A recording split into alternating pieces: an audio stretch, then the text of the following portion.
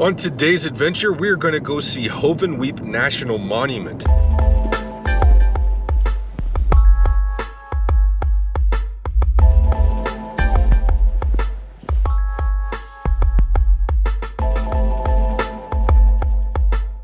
This is an ancient cliff-dwelling ruin type structure, but it's unique. It's different because instead of just being houses and granaries and kivas under cliffs, Hovenweep is a big old tower, so the whole thing is just shrouded in mystery.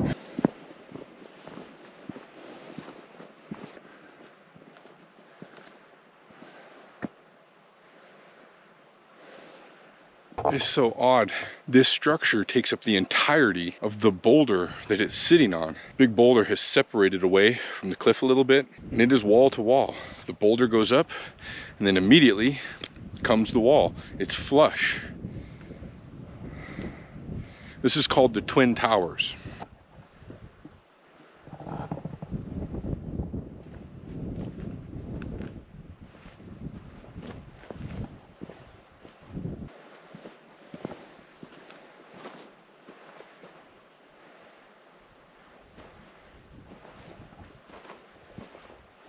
That's so odd.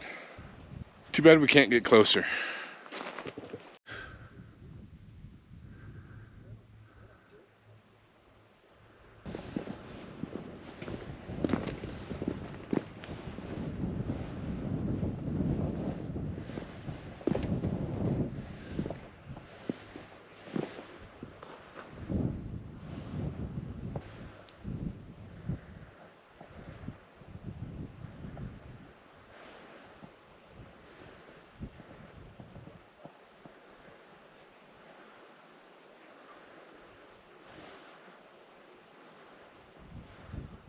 So here we can kind of see them all. 1, 2, 3,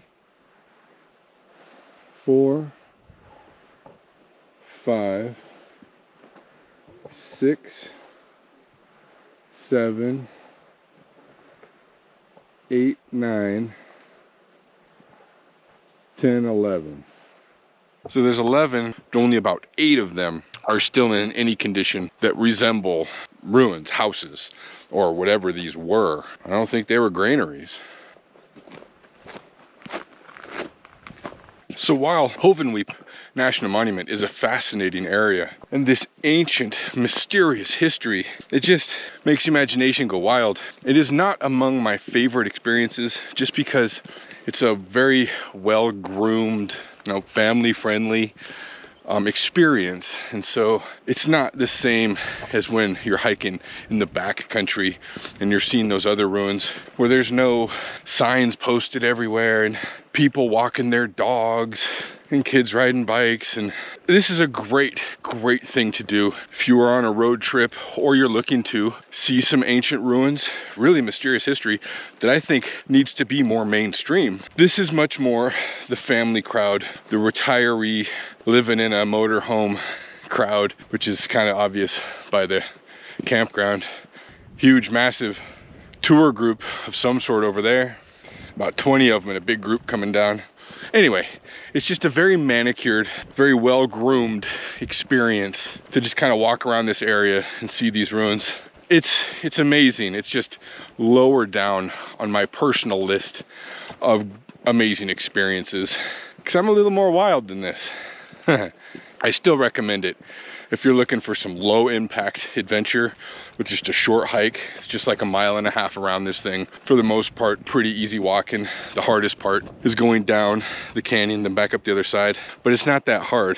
There's old guys with canes and little girls about 5 years old. So if they can do it. But for the super hardcore hiker, backpacker, backcountry excursion person, you're probably not going to like this very much either, for the same reason I don't. But it's still fascinating, this ancient mystery. Starting to get a view of the Hovenweep Castle right now. That's what they call it. It's very impressive because they're so big. In the same way that the cliff dwellings of Mesa Verde are very impressive, but also very well groomed, very controlled, tightly regulated experience, which is not my style.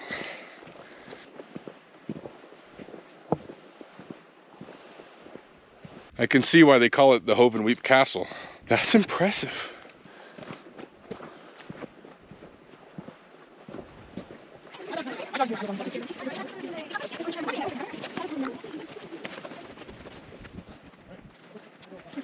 That's what I'm talking about. But I support that. I support that. This ancient history needs to be more mainstream. I didn't learn about this stuff until I was like, let's see, how old was I in 2016? 36? 36. I stumbled across the cliff dwellings of Mesa Verde when I was on a big old road trip. And that is when I learned about the Anasazi, Ancestral Puebloans, the Barrier Canyon, the Archaic period, the ancient history in North America. That is way more interesting than the Pilgrims and their first Thanksgiving, which, you know, yeah, we need to learn that, but you could have thrown some really interesting history in there as well, teachers or whoever's in charge of the curriculum. Look at this.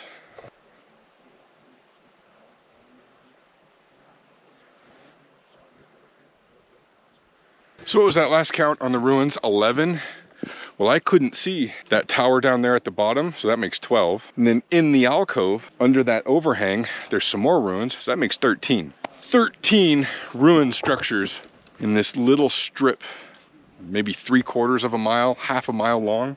This was a bustling little city. I'm gonna say city, even though village is probably a more appropriate term, but I say city because they built apartments and towers. And why? Why did that practice disappear? So when the Ancestral Puebloans either got run off by another tribe or the climate dried up, so they had to move, why did this practice of building get abandoned? And this is a mystery that I'm determined to answer, even though I don't think it can be. Whoever you ask gives you a different answer. They say that the descendants of the Anasazi are the modern day Pueblo people in New Mexico, which is why the term Anasazi has been done away with, because it means ancient enemy in Navajo. And the modern day Pueblo found that offensive. They didn't want to be referred to as enemy.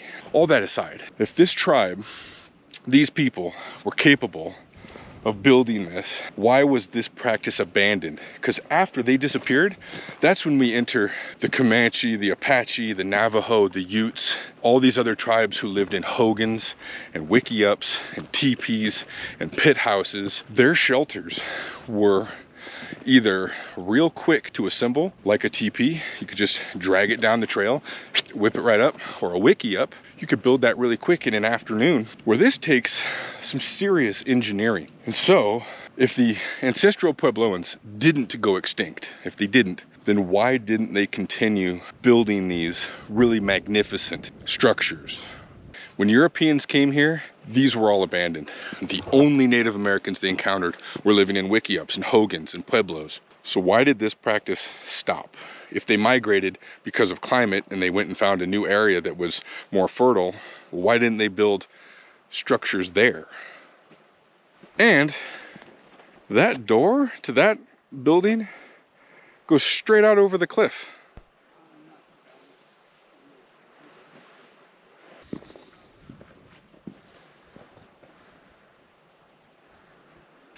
Classic T-shaped door in this single tower right here. And why a single tower right here? It looks like it'd be a lookout tower, but it's at the bottom, at least 3 stories tall. Who knows how tall it could have been? Can't really see it through the branches right there, but you could barely make out some foundation walls tucked in under there, so there was something going on in there as well.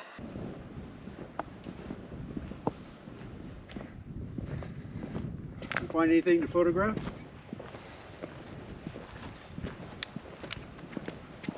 So this here you can see, well, I could see, hopefully the GoPro picked it up, 1, 2, 3 rooms within this one structure. It's sectioned into 3 sections.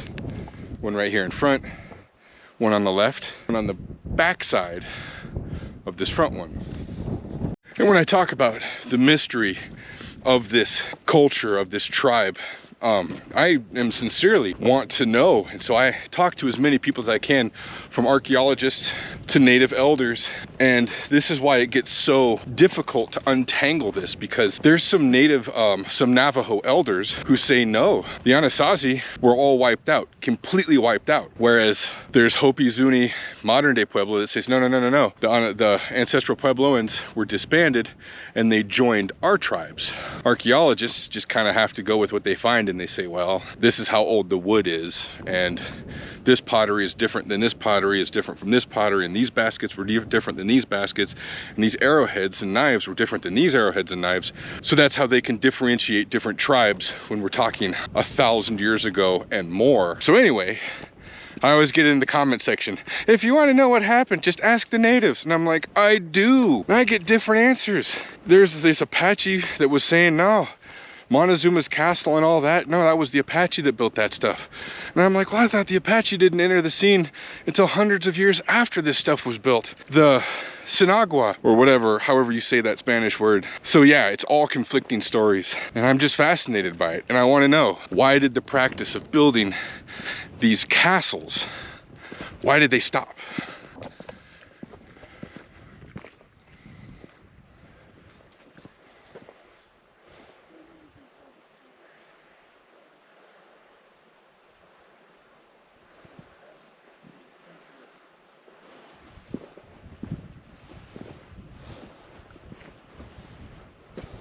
You can see there's a doorway up there, and so that was its own floor.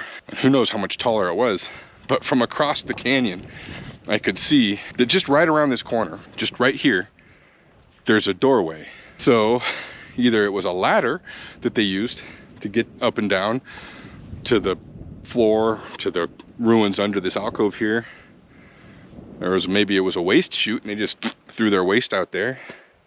Maybe that's where they threw the kids when they were bad. Get out of here.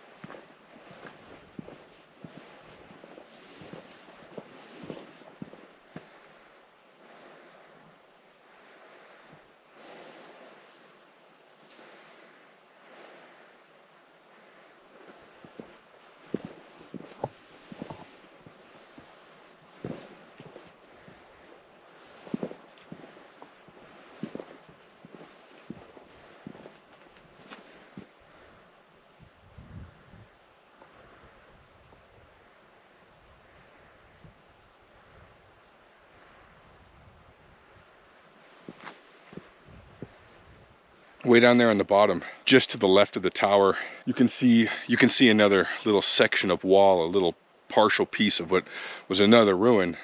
So that takes us up to what, 14, 13, 14?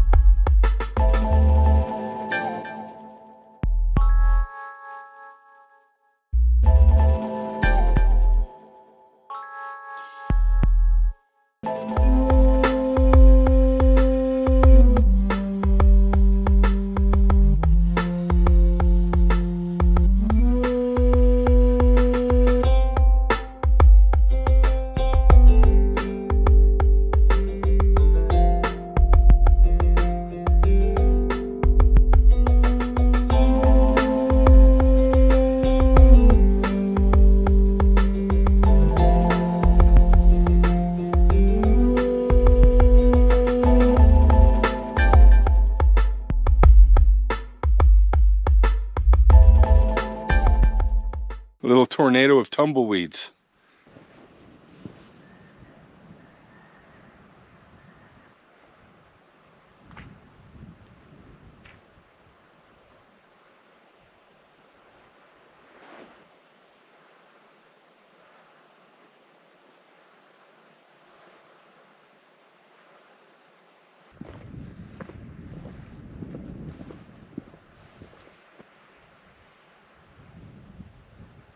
You do not want to get hit by a tornado of tumbleweeds, because tumbleweeds have thorns.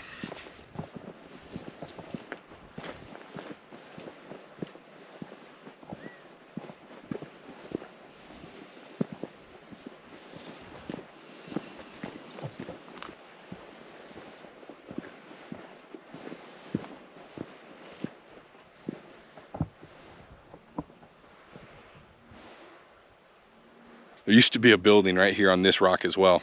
You can still see this section of the foundation. The rest of it, gone. How big was it? What was it? We'll never know. But it's interesting how these commonly take up the whole footprint of the rock that they're on. We have this little tower right here. I mean, there's exceptions, obviously. The castle and this and that. But the twin towers right over there, they took up the entire, literally the entire footprint of the rock, not an inch to spare. So I wonder if that one did too. Just such a weird place to build.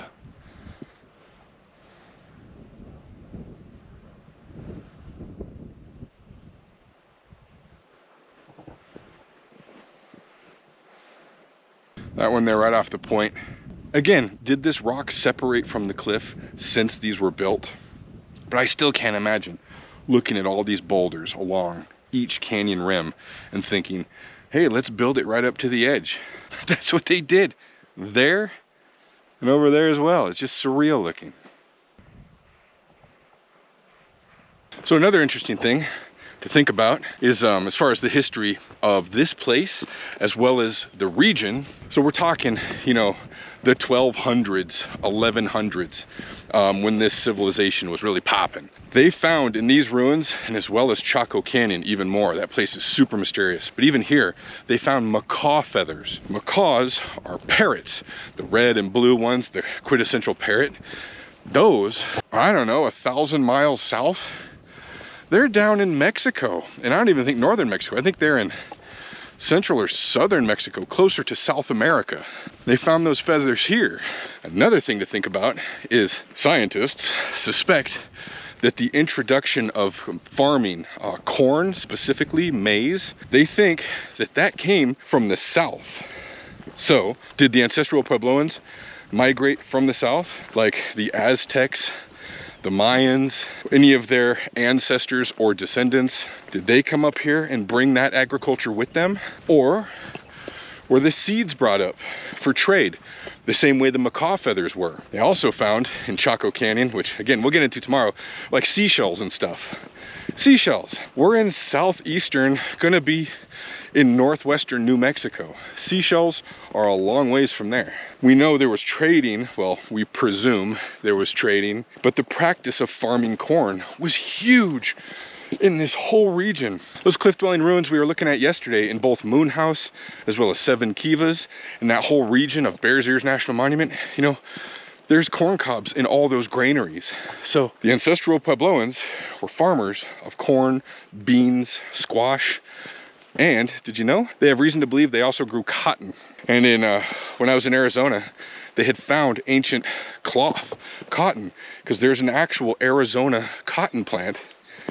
So the ancients used cotton as well. This is a side beef I have with everyone that says cotton kills. Cotton doesn't kill. It might in a certain environment, in a certain circumstance. This 100% cotton shirt, this is so breathable and I love it. Really lightweight, protects me from the sun. At the same time, keeps me cool. I've been wearing cotton for 30 years of adventures. Well, I'm 45, so perhaps even more than that. My point is, even the ancients used cotton in this environment. So chew on that for a minute.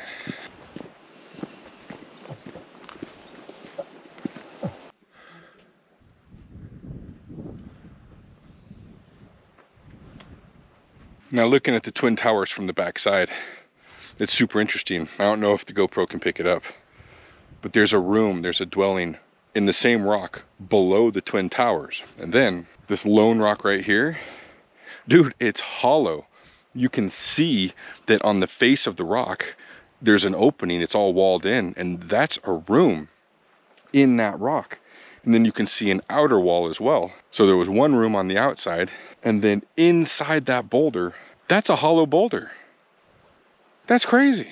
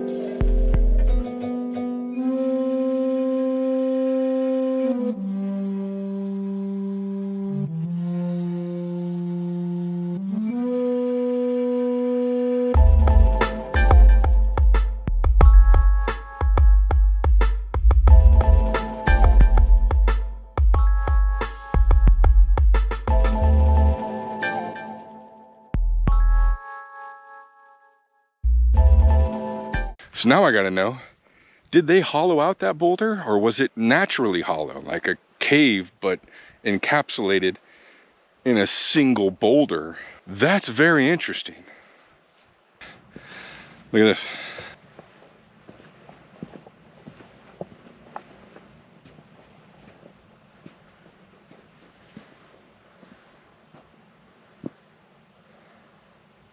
So that little ruin right there, it's perched on its own boulder, separated by, I don't know, 15 feet from the cliff. So the question is, did it separate after it was built, or did they build it there on purpose? And then this one here, this outer wall, and then it's cliffed out, like pretty immediate. So I wonder, in its time, was this whole face walled in? I don't know. You would think there would be evidence, but the other thing that we have to think about when we're looking at these ruins is they date them by the wood that they find inside of them. So the youngest wood they found was carbon dated at like 1274, something like that. Other wood was carbon dated in the 1240s, other in the 1260s. If they have a wall with no wood at all, there's nothing to date. There's nothing to carbon date it by. It's just rock and mortar. So I think, personal theory, some of these ruins are way older than the other ones. As the tribe got bigger, they would need to build more. So perhaps the castle, which I think is one of them that had the wood from the 1270s, maybe that was like the last one they built. Maybe they started here and built their way up. So for all I know, these are from the BC area. Maybe this was a ruin by the time the castle was even built. I don't know. An archaeologist might know, or at least have a better guess. But it's plausible. Either way, looking at this stuff just makes the imagination go wild. What would drive them to build in this way? It's very interesting. And ancient history. Again, I feel like this should be covered in all public school. North American human history, because this is human history. This is not any one people's. This is the humans as a species, as we migrated across the earth. It's part of all of our story. And this tribe, as far as I'm concerned, accomplished some amazing things. Their buildings and their structures are absolutely impressive. They look like castles in many circumstances. And they must have been tougher than hell too. Back to the campground. So here I'm trying something new with my editing. We went straight to the ruins at Hovenweep.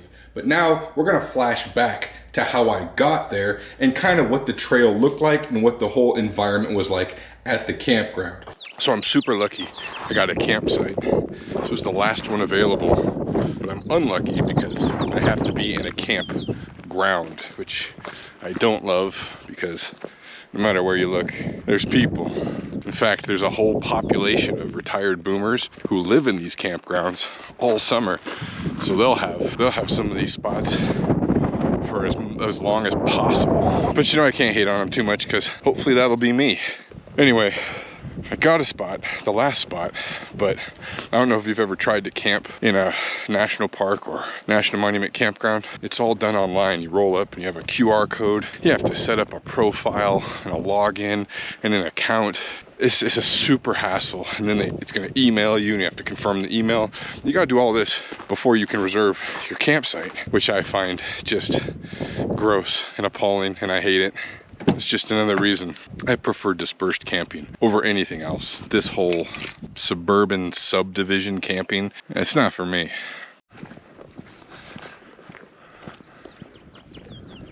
Now, the reason I'm relegated to a campground is because this whole part of the country around the Four Corners region is tribal land, and you can't just roll up there and dispersed camp in tribal land the same way you can BLM land. So dispersed camping out here is, as far as I know, damn near impossible unless you do it without getting caught, which I don't want to get caught on reservation land doing something they don't want me to do. It's late in the day, it's 3 p.m. and from here it's another 3.5 hour drive to Chaco Canyon. That's where I wanted to camp tonight, but I just rolled up, and it turns out the walk around Hovenweep is like 1.5 miles or more. There's one trail that said 4 miles. Anyway, my legs are killing me. We're gonna go see these ancient ruins, camp here, and hit Chaco Canyon tomorrow.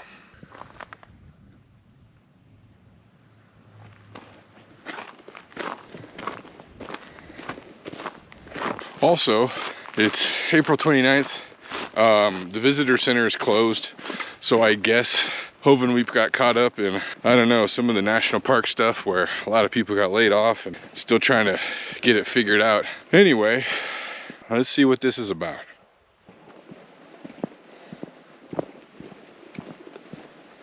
I just hope I don't have to go down the canyon and back up the other side. I don't want to climb any more hills. It's my adventure weekend. Every year I take a week and I do a big adventure. This is 5 days of camping in ruins. Unfortunately, I did the hardest, most worstest, terriblest on the first day. And I've been sore ever since. Then the second day was the second hardest. In retrospect, I should have done this backwards. Saved those hard, terrible, grueling hikes for last, and then recuperate at home. So every day is painful.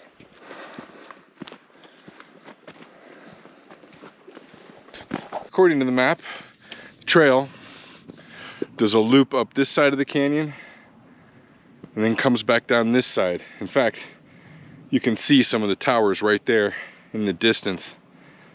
Come around, come back up this side here. I could do it in reverse and just get it out of the way. Walk around this way instead.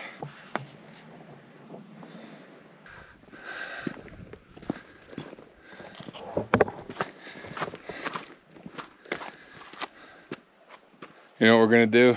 We're gonna get this out of the way first. Because coming back around, my knees might be even more shot than they are right now. Oh, thighs and knees. Yeah. Let's get it done and out of the way while they're at their strongest. Plus, that means one of the first things we're going to see is one of the ruins I'm most excited about, some of the towers. So as we walk, I will point out that Hovenweep is related to, around the same time, the cliff dwellings of Mesa Verde, which are only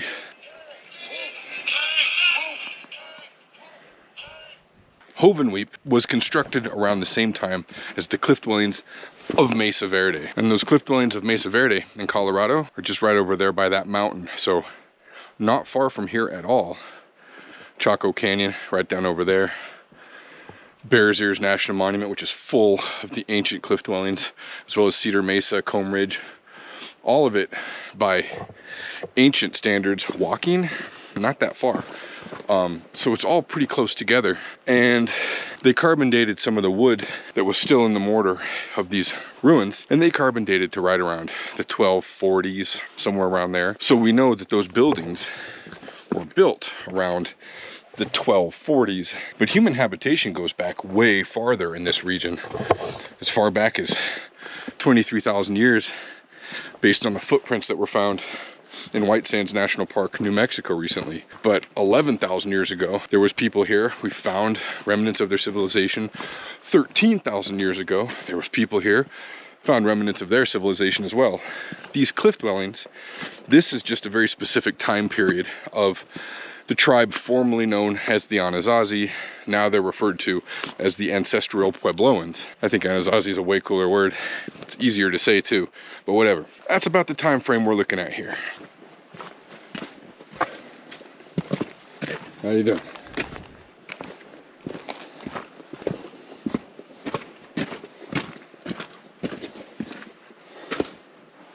And here in Hovenweep, there's 8 primary structures just around this little canyon that we're gonna go see. And they're a little bit different, well, I should say quite a bit different than, for example, the cliff dwellings of Mesa Verde, where those were big, it looks like a castle, you know, it looks like houses in cliffs, in alcoves, in little caves or big caves. These structures, they're not in caves at all. They're right on the canyon rims, and they're different. They look very castle-esque, round towers.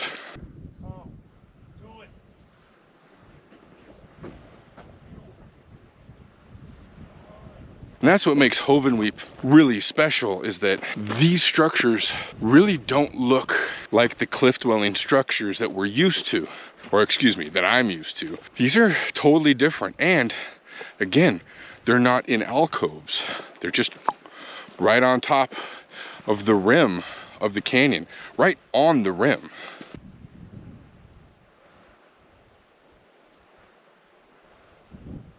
And then there's 1 or 2 right in the middle, right on the flat here. So that's interesting. So at least for this area, the built for defensive purposes logic, well, it doesn't apply here because these are wide open and exposed. Presumably, they were farming right down here on the flat because there's gonna be more water down here. So if they were farming down here and living up there, but why build up there with the wind? Be more sheltered down here in the canyon. Anyway, the mysteries abound.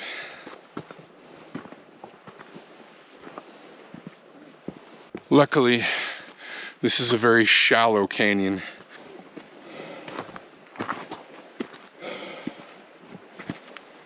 Hi there. Hi. Hopefully the GoPro can pick it up. That ruin, just right on that rock. And I'm guessing in the last 800,000 years, the rock has slumped a little bit, unless it was always at that precarious angle. Hopefully the GoPro can see this. It just seems like such an odd place to build. The cliff dwellings make sense because they're in alcoves and they're totally protected and inaccessible. But right there on the edge of the rock, interesting.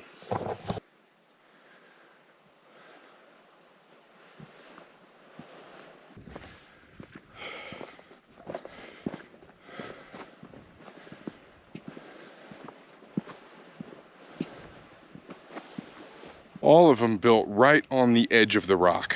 That's very curious. Granted, they have an amazing view, if they had more windows, that is.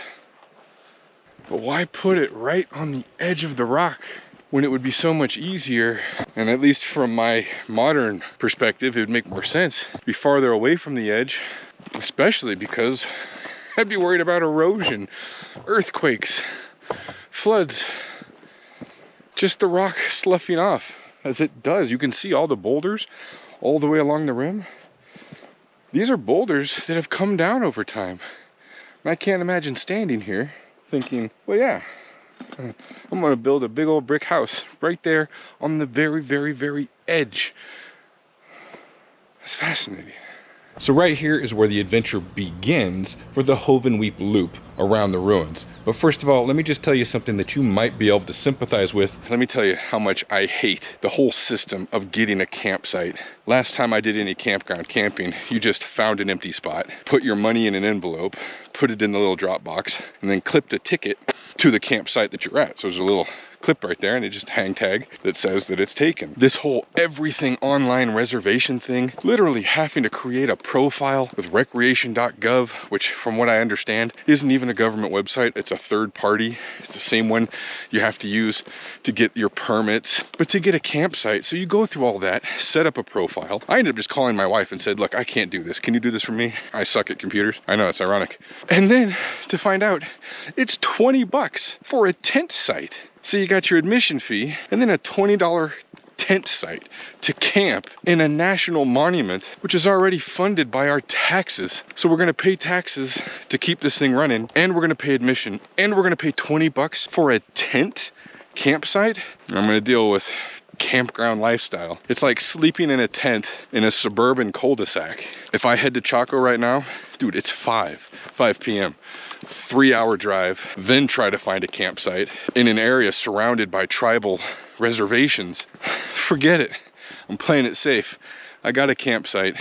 Tomorrow, first thing in the morning, zip, we're gonna go to Chaco Canyon and explore some of those mysteries. Chaco is a bucket list level thing to experience. Now that was a really fun experience. If you have an idea for an adventure that we should go on, please put it in the comment section. And if you're looking for some more adventure ideas, you can click one of these links and go to the page, because there's literally hundreds of other adventures going on there, and I hope to see you next time.